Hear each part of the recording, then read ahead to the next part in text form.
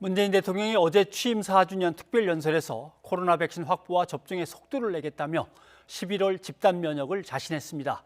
관련 내용을 천은미 이대목동병원 호흡기내과 교수와 짚어보도록 하겠습니다. 교수님 나와 계시죠? 안녕하십니까? 네, 안녕하십니까? 네, 대통령이 코로나 백신 접종 속도를 내겠다. 11월에 집단 면역 할 수 있다라고 얘기했는데 계속 지켜보고 계신 의료진으로서는 회의적이십니까? 아니면 가능하다고 보십니까? 어떻게 들으셨습니까? 네, 조금 늦은 감은 있지만 대통령께서 차질 없는 백신 접종을 9월까지 전 국민 1차 접종을 완료하고 11월에 집단 면역에 가까운 그런 상태로 만드시고 일상생활로 복귀를 계획하고 계시다고 얘기를 하셨습니다.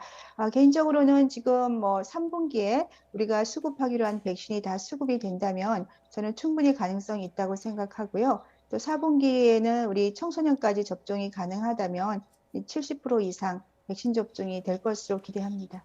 네, 뭐 조금 전에 저도 관련된 얘기를 조금 했습니다만은 백신이 이미 넉넉하게 들어와서 충분히 쌓여 있다면 1차, 2차 뭐 계속 많이 해나갈 텐데 이게 물량이 그때그때 수급이 원활하게 되지는 않고 있으니까 뭔가 좀 문제가 생기는 거 아닌가 하는 걱정들도 있습니다.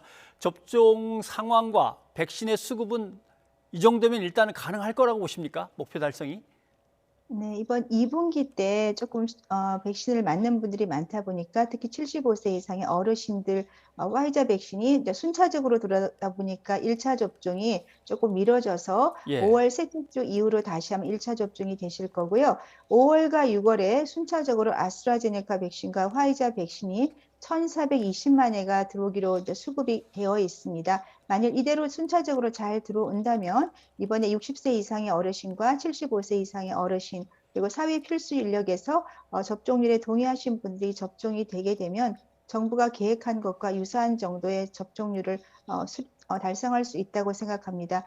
또한 네. 3분기에 우리가 계획하고 있는 화이자와 모더나 백신이 4천만 회가 조금 더 빠르게 들어온다면 저는 4분기까지 가지 않고 3분기에도 우리 국민들이 대부분 1차 접종을 완료할 수 있다고 기대합니다. 네. 노바백스 백신 얘기를 좀 해봐야 될 것 같습니다. 워낙 계약한 게 2천만 명분이니까 많습니다. 그리고 빠르면 어떻게든 2분기에도 들어올 수 있지 않을까 이렇게 기대를 했었는데 노바백스 백신이 다른 나라의 사용 허가를 구하는 것을 3분기로 넘겼더라고요. 이렇게 되면 아무래도 늦어지는 거 아닌가 하는 생각이 드는데 노바백스가 연기한 이유는 뭘까요?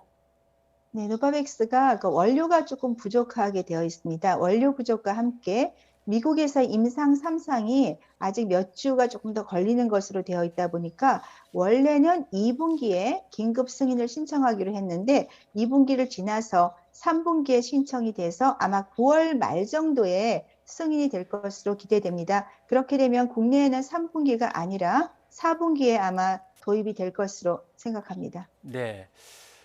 어, 파이자 백신 얘기를 해보자면 캐나다에 이어서 미국도 12살 이상의 청소년에 대해서 이제 사용을 승인을 했습니다. 우리도 고려해 본다는 얘기가 나오고는 있는데 12살 이상 청소년들에게 백신 접종을 해야 되는 필요성은 어떤 겁니까? 네, 지금 화이자 백신이 12세에서 15세 청소년 임상 연구에서 100% 예방률 그리고 부작용도 거의 크게 없었고요. 예. 우리가 어린 청소년들은 사실 본인들은 중증으로 가는 게 거의 없고 무증상이 50% 가까이 많습니다. 그렇지만 학교를 통해서 가정을 통해서 이런 청소년들이 전파를 많이 하기 때문에 우리가 사회적인 집단 면역, 지역사회 감염을 차단하기 위해서는 청소년 접종이 매우 중요하다고 생각합니다. 네. 보건당국이 백신 접종 후에 중증 이상이 나타날 경우 인과관계가 이제는 분명치 않아도 일단 어느 정도 가능하다고 본다면 1,000만 원까지 치료비를 지원하기로 했습니다. 이렇게 되면 백신 접종률을 높이는 데 효과가 있겠습니까? 네, 아무래도 부작용에 대해서 걱정을 많이 하시는 분들 예. 입장에서는 이렇게 일부 지원을 해 주시게 되면 분명히 도움이 될 거라고 생각합니다.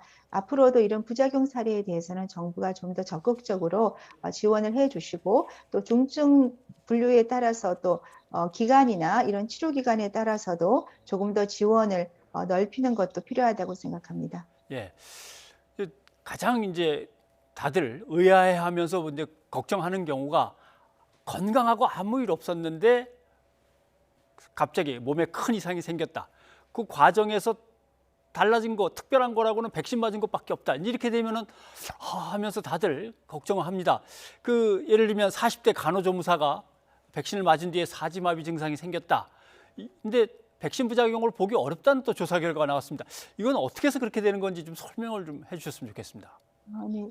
예방접종 피해 조사단이 심사를 지속적으로 하고 있습니다. 그 심사단에서 지금 이런 사지마비 사례, 간호조무사 사례를 심사를 했는데 백신과의 정확한 인과관계가 설명은 조금 어렵지만 근거가 불분명한 사례로 분류가 되어서 정부에서 지정한 중증 부작용에 대해서 1,000만 원까지는 아마 지원을 하는 것으로 알려져 있습니다. 앞으로도 이런 부작용 사례에 대해서 정부에서 조금 더 조사와 이러한 지원에 대해서 저는 폭을 더 넓혀주시는 것이 필요할 거라고 생각합니다. 네. 오늘 방역당국이 브리핑하면서도 얘기를 했습니다만은 아스트라제네카 백신에 대해서는 아직도 공격이나 허위 정보가 좀 많고 또 과도합니다. 뭐 우리하고 아프리카만 쓴다든가 뭐 많이 죽었다 등등 여러 가지 얘기가 나오는데 이건 다 아닌 겁니까 사실이 분명히? 정부 당국자들이 이제 그것쯤에 대해 설명을 좀 하신 것 같습니다. 접종 후 수십 명이 사망했다. 화이자와 아스트라제네카는 사망자가 좀 유사한 면이 있고 이러한 것에 대해서는 정부에서 인과성이 인정된 것이 없다고 말씀을 하셨고요.